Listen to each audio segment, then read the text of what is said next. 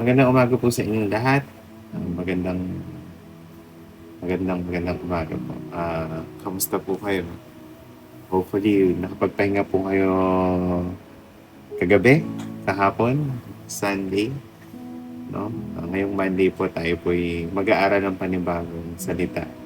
Yung bagong pangako po ang Panginoon sa atin. Kaya samahan niyo po akong pag-aralan to. Bago po lahat yun, tayo po'y manalangin. Panginoon, maraming salamat po sa inyong pagmamahal na talagang tunay na nasa namin sa araw-araw. Panginoon, tulungan niyo po kami sa aming pag-aaral ng inyong salita.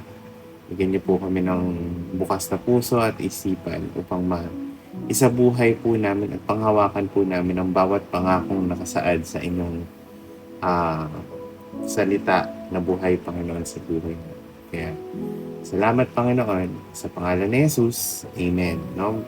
Magandang umaga po ulit sa inyong lahat. Sa pagsisimula natin sa panibagong araw, alalahanin natin ang pangako ng Diyos na nakalagay po sa Salmo chapter 37 verse 23. Ito po yung pag-aaralan natin ngayon.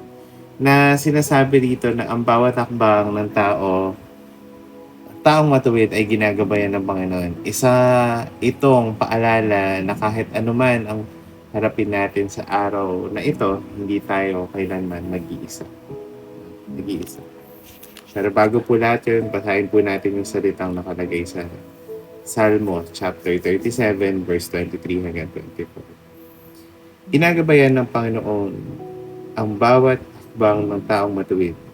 Nang buhay ay nakalulugod o nakakalugod sa Kanya, matisod man siya, hindi siya mabubuwal dahil hinahawakan siya ng Panginoon. Napakaganda po sa pakiramdam na pati yung paglalakbay po natin sa araw-araw, yung paglalakad natin sa araw-araw, ay nandun ang Panginoon para gabayan tayo at talagang tulungan tayong makabangon ulit kung tayo may nadapa, nagkamali man tayo sa ating mga desisyon sa buhay o mga desisyon sa araw na yon. Andun po ang Panginoon para gabayan tayo, lalo na po sa mga tao talagang matuwid sa mata ng Panginoon o yung nakakalugod sa Kanya. No?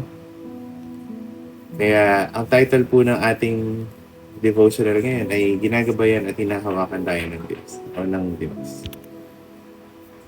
Ang buhay ay puno ng hamon at minsan mahirap malaman kung ano ang susunod na gagawin natin. No? Ngunit ang Salmo chapter 37 ay nagpapaalala na ang Diyos mismo ang gumagabay sa mga hakbang ng taong namumuhay ng nakalulugod sa Kanya.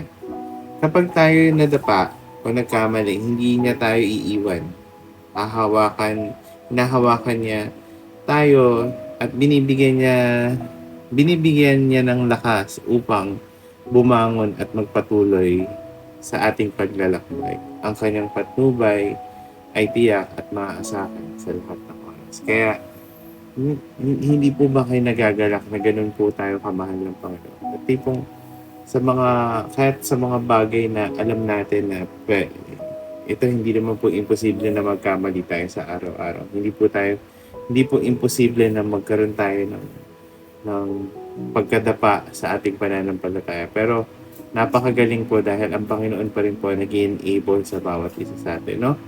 Kaya ito po yung pwede natin pag-reflectan ngayong araw na to.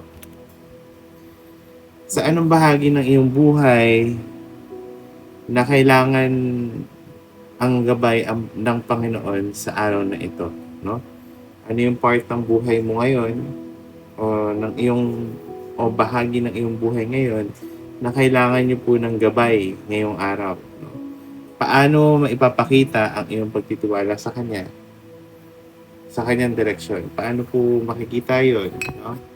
Kaya pag nag-reflect po tayo ngayong araw, isipin niyo po, Lord, ano po ba yung gagawin ko? At Panginoon, patuloy po akong hahawak sa inyo, pagtitiwalaan ko po kayo. Ganun po, sana patuloy po tayong humawak sa Kanya at kumapit sa Kanya dahil yun po yung sinabi. Hawak niya po tayo at gagabayan niya po tayo. No? Paalala po, ngayong umaga, samahan natin ang ating mga plano ng panalangin unang-una at pananampalataya huwag kalimutang ialay sa Diyos ang bawat hakbang at magtiwala sa kanyang kalooban. Hopefully, lahat po ng ginagawa natin sa buhay ay para sa Panginoon at ipinapanalangin po natin to. Yung tipong maliit na desisyon sa trabaho, o yung maliit na desisyon para sa kakainin natin, o bago tayo kumain, inaalay po sana natin sa Kanya lahat. Ito, bago po natin gawin lahat, no? Maraming salamat po sa pakikinig. Tayo po manalangin.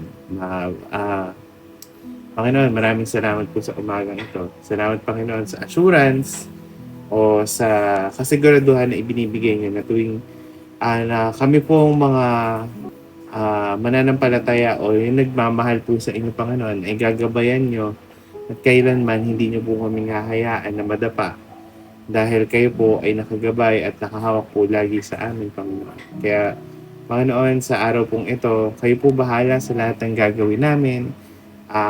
I-clear niyo po yung path na lalakaran namin, Panginoon. At tulungan niyo po kami, Panginoon, kung sa tuwing mararanasan po namin yung pagkadapa, Panginoon, iangat niyo po kami ulit, Panginoon. Dahil alam po namin, Lord, kung wala po kayo sa buhay namin, hindi po namin kayang gawin ang kahit anong bagay. Kaya, Panginoon, maraming salamat sa buhay na ibinibigay niyo sa amin. Salamat po sa kabutihan niyo sa buhay namin. Sa pangalan ng Panginoong Jesucristo, Amen. No? Maraming salamat po sa pakikinig. Kita-kita po tayo mamayang gabi po sa ating evening devotion. God bless you po.